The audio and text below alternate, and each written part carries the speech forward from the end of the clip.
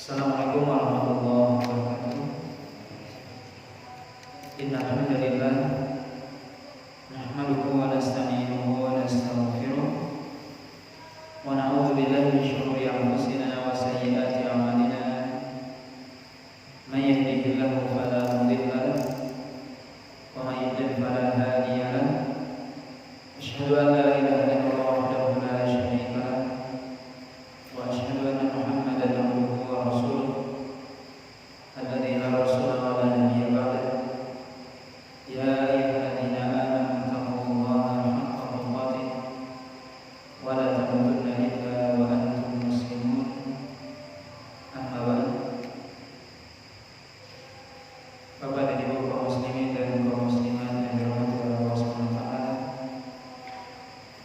Alhamdulillah, puji dan syukur senantiasa kita sampaikan kepada Allah Subhanahu wa taala dengan rahmat, hidayah serta taufiknya. Pada malam hari ini kita bisa kembali melanjutkan pengajian rutin kita. Salawat dan salam kita sampaikan kepada Rasulullah SAW dan juga kepada keluarga beliau, para sahabat, para tabi'in serta orang mukmin yang senantiasa mengikuti beliau sampai hari kiamat nanti. Bapak dan Ibu kaum muslimin dan kaum muslimat yang dirahmati Allah Subhanahu wa taala, sebelum kita lanjutkan bahasan kita dari kitab Sahih Muslim, mungkin sedikit kita ingatkan kita bersama bahwasanya kita hari ini berada di tanggal 28 Zulqa'dah 1442 Hijriah, yang berarti 1 atau 2 hari lagi kita akan berjumpa dengan salah satu bulan yang dimuliakan oleh Allah Subhanahu wa taala, yaitu bulan Zulhijjah. Dan tentunya Zulqa'dah juga bulan yang dimuliakan oleh Allah Subhanahu wa taala, di mana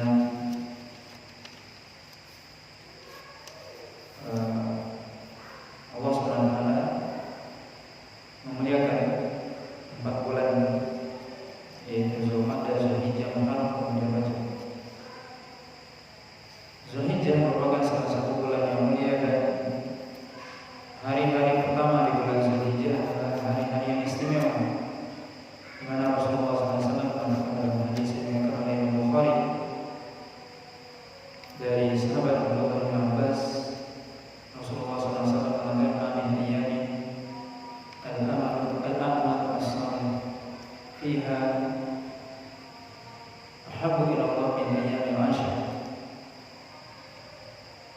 Qalu hatta jihad fi sabilillah ya Rasulullah. Qala hatta jihad fi sabilillah illa rajulun kharaja bi nafsihi wa malihi wa lam yarji lidzalika min syai'.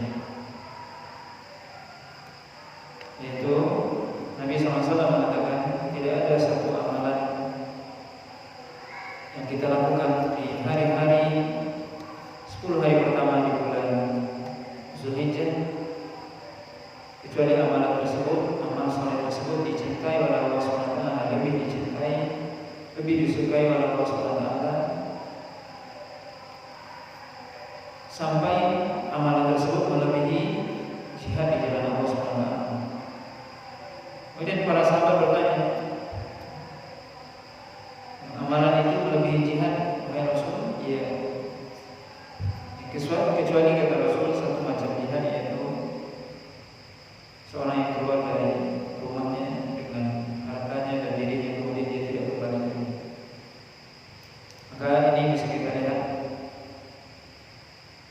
bahwasanya amalan yang kita lakukan di 10 hari pertama bulan Zulhijjah itu pahalanya sangat besar, menunjukkan bahwasanya 10 hari bulan Zulhijjah adalah hari-hari istimewa, sebagaimana 10 malam terakhir di bulan Ramadan hari-hari atau malam-malam istimewa.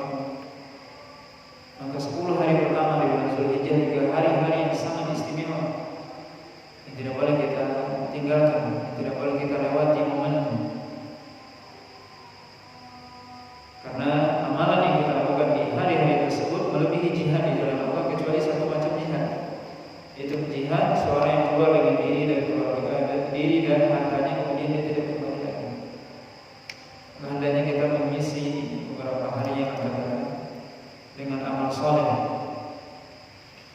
ulama yang saleh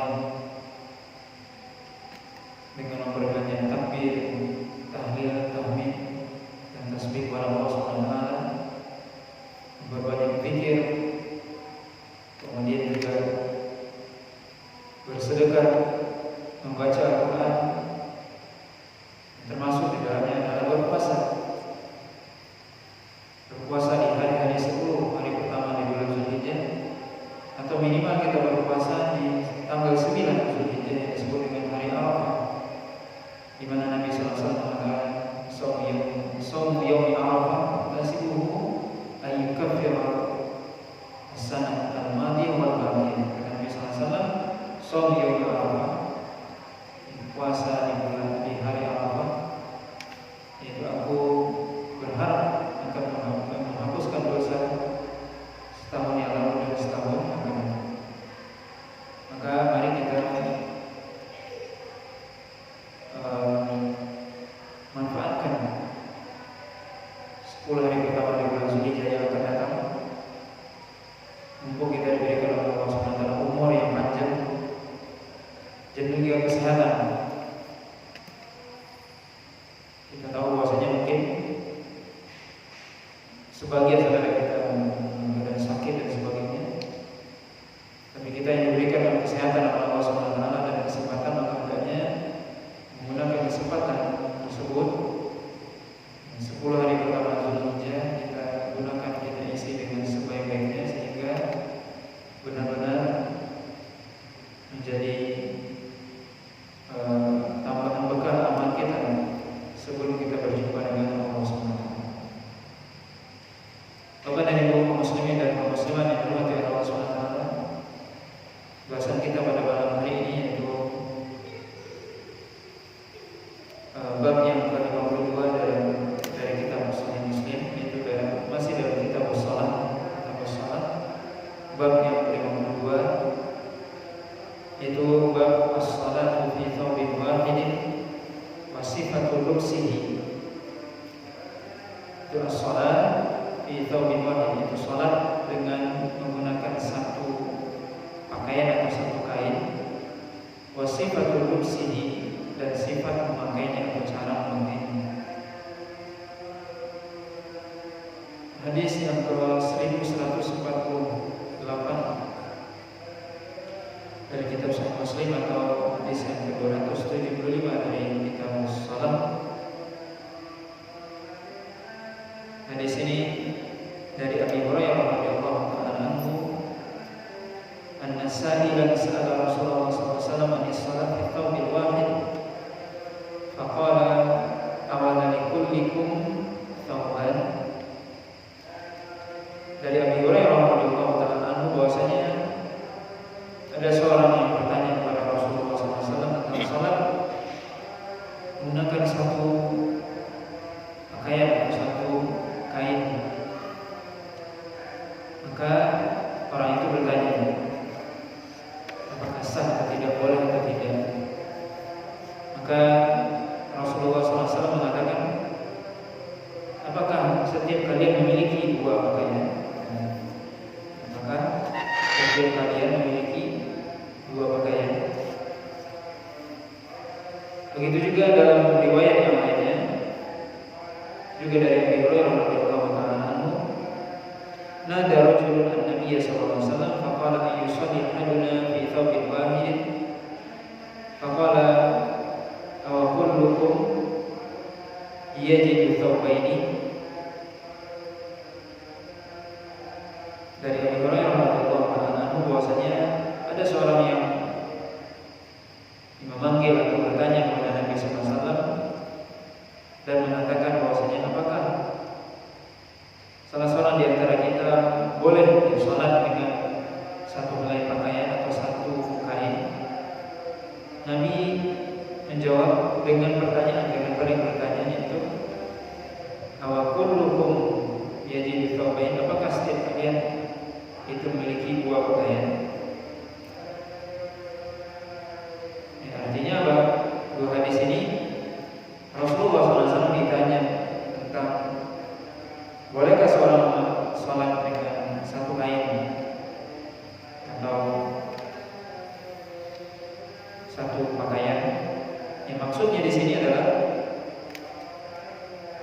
sholat bi thawbin wahid, itu sholat dengan satu kain. Maksudnya ini mungkin kita katakan, boleh dikatakan tidak ada mungkin di zaman kita, tapi ini di zaman Nabi, di mana di zaman terdahulu orang susah, mereka cuma punya baju satu, dan itu pun kain. Kain itu dikatakan satu baju atau satu kain itu adalah seperti sarung, cuma punya satu itu. Dan dimaksud di sini adalah selembar kain yang digunakan untuk menutup auratnya. Tidak ada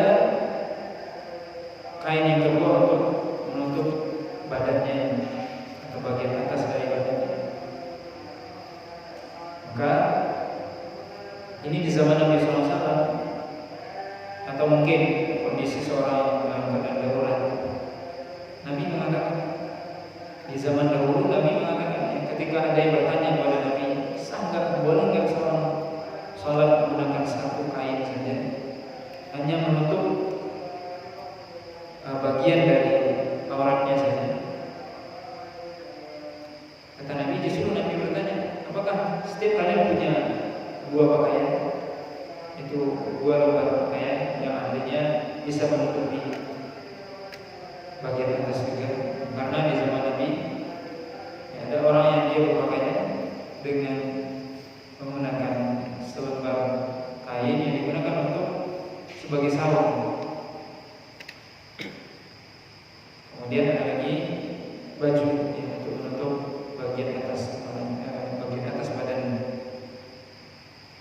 Maka Nabi mengatakan, atau balik bertanya, apakah setiap kalian punya dua? Pertanyaan ini menunjukkan bahwasanya boleh ya seorang memiliki sholat menggunakan satu selembar kain yang dia, kalau memang dia hanya memiliki itu. Ini tentunya bagi seorang yang dia tidak memiliki pakaian yang lain, hanya selembar itulah yang dia punya, maka dia boleh sholat menggunakan selembar kain tersebut, cukup menutup auratnya saja.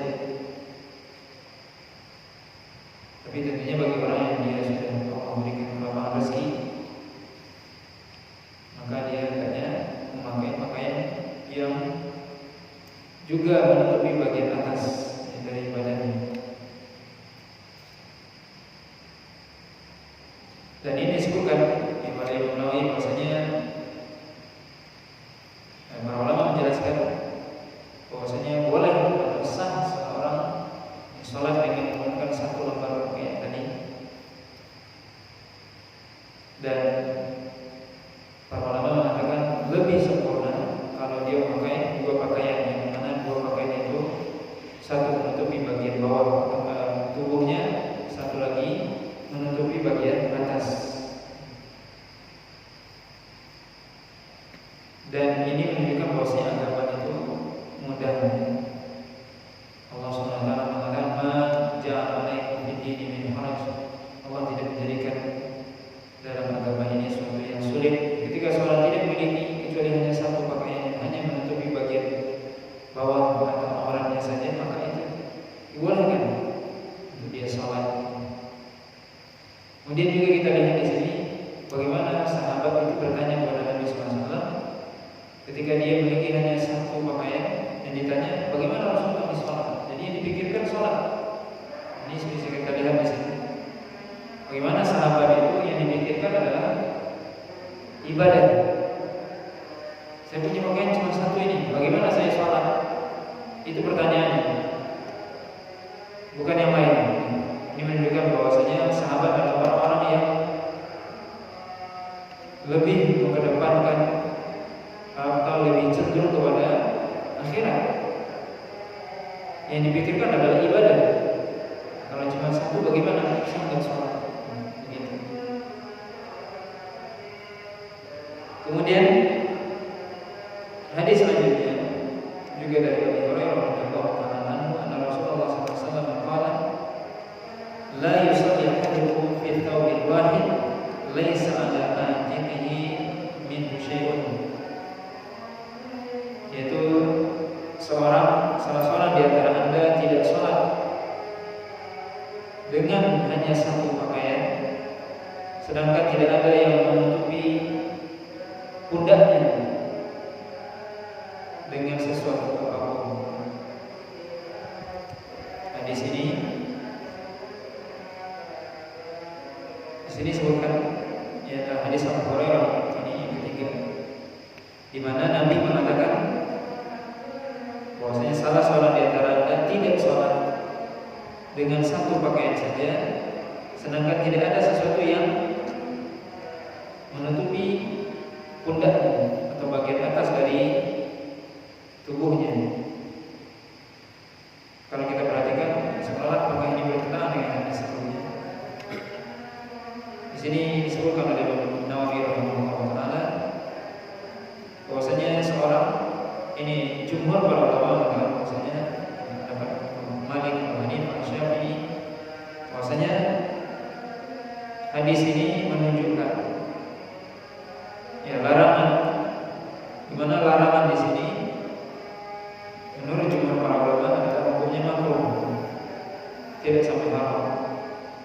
Itu seorang yang dia sholat tidak ada yang menutupi pundaknya atau bagian atas dari badannya. Sedangkan Allah SWT mengatakan khudhu zinatakum, ambillah perhiasan ketika masuk masjid atau sholat. Tetapi sudah disebutkan bahwasanya para ulama menjelaskan seorang ketika dia sholat hanya menutupi bagian auratnya saja, karena itulah kemampuannya, maka sholatnya sah. Kemudian hadis yang kedua ini atau yang ketiga ini menunjukkan bahwasanya kalau seandainya tidak ada yang menutupinya, maka hukumnya makruh. Ini menurut jumhur para ulama. Di sini disebutkan oleh Imam Nawawi bahwasanya hukumnya makruh ini, hukumnya makruh tapi sholatnya sah. Baik dia itu mampu atau tidak, ini sebutkan. Tapi pendapat Imam Ahmad dan sebagian ulama lain mengatakan tidak sah sholat. Ini ya, pendapat sebagian ulama lain mengatakan bahwasanya tidak sah sholatnya ketika tidak ada yang menutupi bagian atas dari badannya.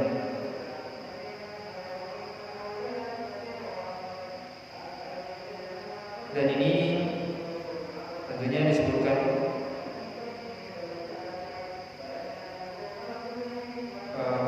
ketika dia mampu. Artinya disebutkan oleh Imam Ahmad di sini, la tasih sholatuhu illa idza qadira ala wajhi syai'in amanihi. Artinya kalau dia mampu punya pakaian yang lain terus dia tidak tahu, maka tidak sah sholatnya. Ini menurut Imam Ahmad. Kalau menurut jumhur para ulama, dia mampu atau tidak, sholatnya sah, tapi makruh.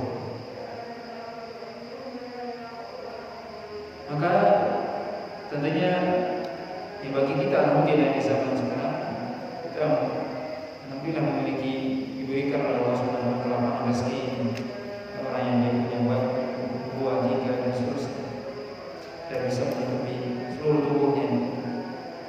Maka seorang hendaknya dia berusaha untuk sempurna dalam sholat, karena dia ketika sholat itu menghadap Allah SWT, maka hendaknya dia berusaha untuk tidak hanya sekedar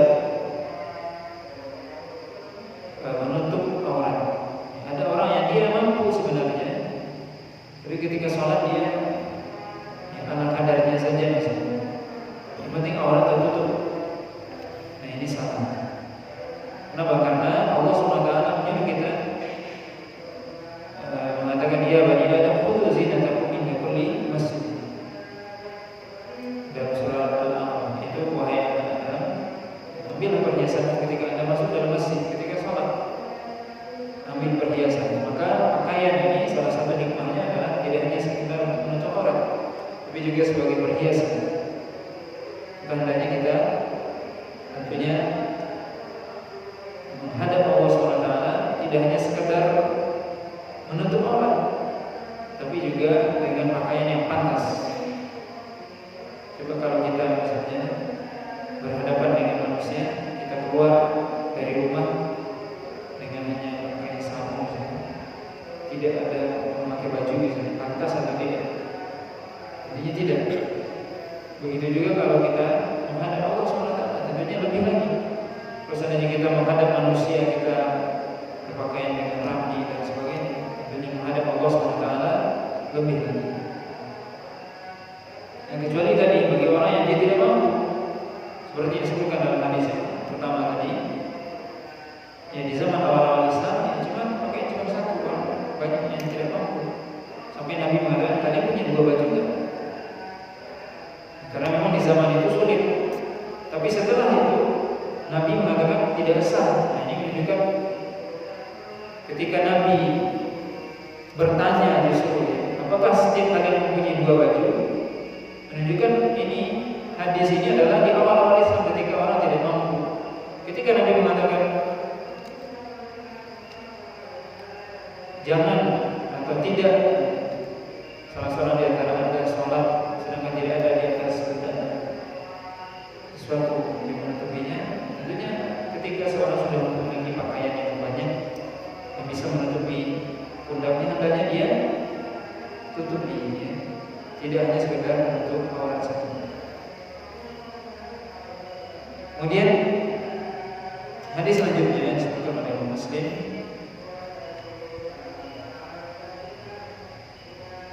yaitu hadis Umar bin Abi Salamah. Qala ra'aitu Rasulullah sallallahu alaihi wasallam yusalli fi thawbin wahidin mushtamilan bihi fi baiti Ummi Salamah wadi'an tarafaihi ala atiqaihi.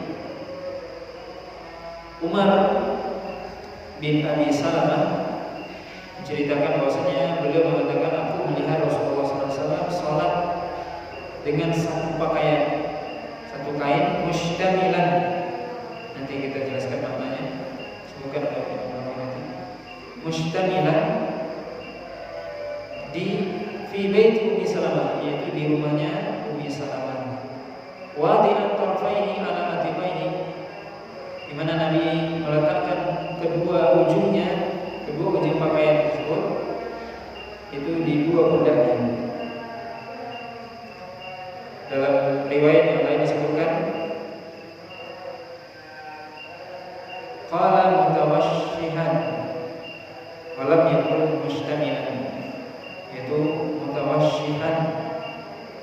Dalam riwayat sebelumnya mushtamilan. Dalam riwayat yang lain disebutkan khalafa baina tarafaihi, yaitu disilamkan antara kedua ujungnya. Khalafa baina tarafaihi, yaitu disilamkan antara kedua ujungnya.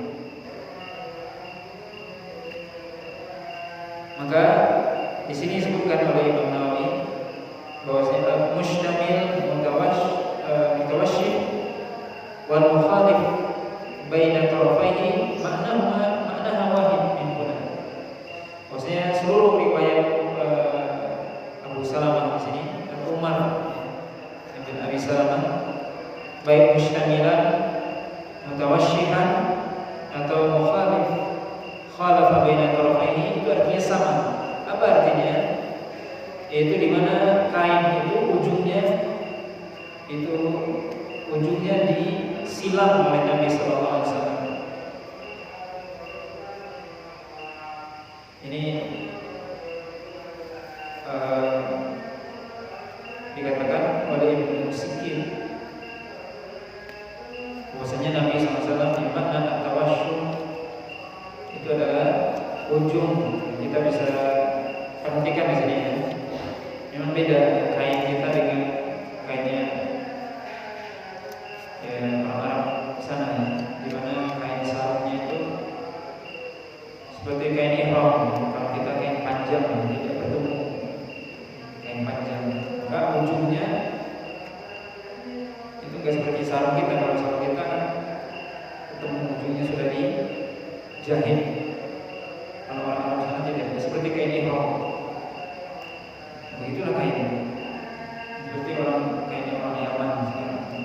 Sarungnya orang Yaman seperti itu. Maka Nabi SAW dikatakan mustamilan atau mutawahshihan, yaitu beliau meletakkan ujung dari kedua kain tersebut, ujungnya itu disilam oleh Nabi SAW, kemudian ditaruh di pundak beliau.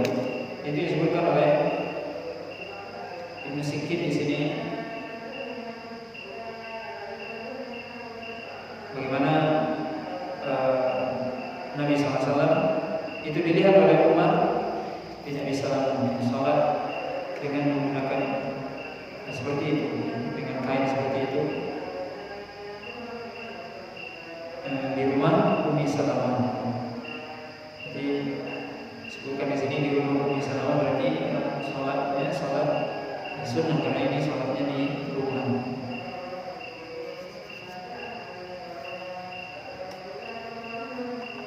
Dan tentunya Nabi SAW di sini disebutkan oleh Ibnu Nawawi, Nabi pernah melakukan ini menunjukkan bolehnya,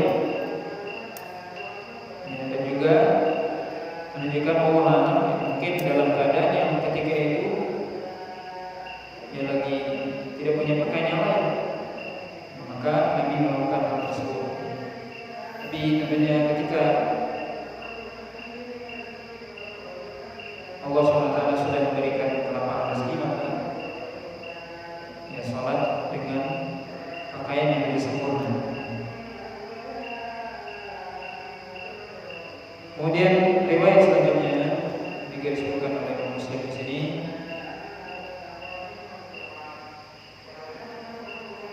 Riwayat dari Umar bin Abi Salamah, qala ra'aitu Rasulullah SAW yusalli fi thawbin wahid multahifan mukhalifan baina tarafaihi. Saya melihat Rasulullah SAW sholat dengan satu pakaian, satu kain, multahifan. Multahifan itu artinya berselimut, mukhalifan baina tarafaihi, di mana kedua ujungnya beliau silamkan. Dalam riwayat disebutkan ala mankibaihi, di mana kedua ujungnya itu berada di atas pundak Nabi SAW. Kainnya seperti itu, bisa kita bayangkan sendiri bagaimana kainnya berarti besar kainnya. Nabi SAW multahif itu seperti kita berselimut, kemudian kedua ujungnya ditaruh di pundak Nabi SAW dengan disilam. Tujuannya apa disilam? Allah alam supaya tidak lepas.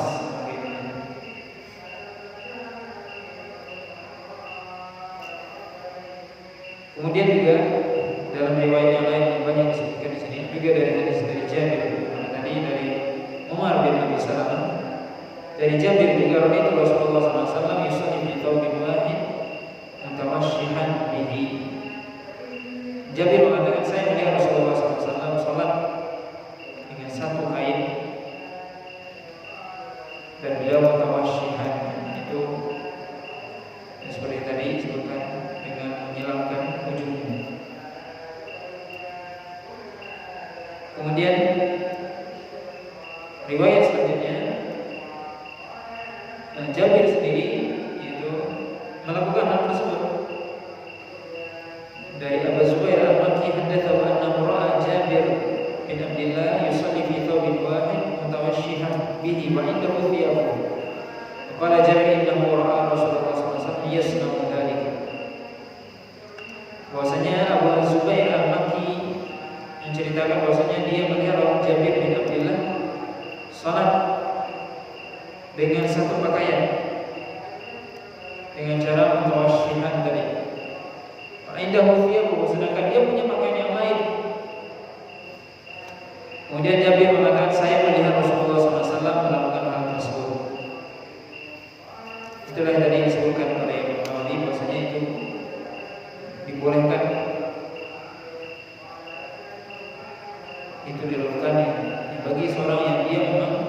hanya memiliki pakaian tersebut. Kemudian ini dilakukan oleh Jabir, sedangkan beliau mempunyai pakaian yang lain. Beliau sebutkan karena beliau ingin mengajarkan kepada orang yang mereka tidak mengetahui bahwasanya itu ternyata dibolehkan bagi orang yang memang dia hanya memiliki pakaian satu saja. Kemudian hadis selanjutnya dari Sa'id Al-Khudri annahu dafa'a ala Nabi sallallahu alaihi wasallam qala ra'aituhu yusalli ala hasirin yasjudu alaihi qala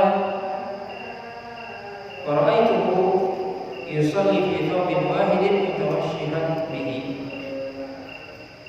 Dari Sa'id Al-Khudri radhiyallahu ta'ala bahwasanya beliau masuk atau menemui Nabi SAW, kemudian beliau mengatakan, aku melihat Rasulullah SAW itu salat dan sujud di atas tikar. Dan aku melihat Rasulullah SAW salat dengan satu pakaian, kemudian mutawashshihan. Hadis ini disebutkan oleh Imam Nawawi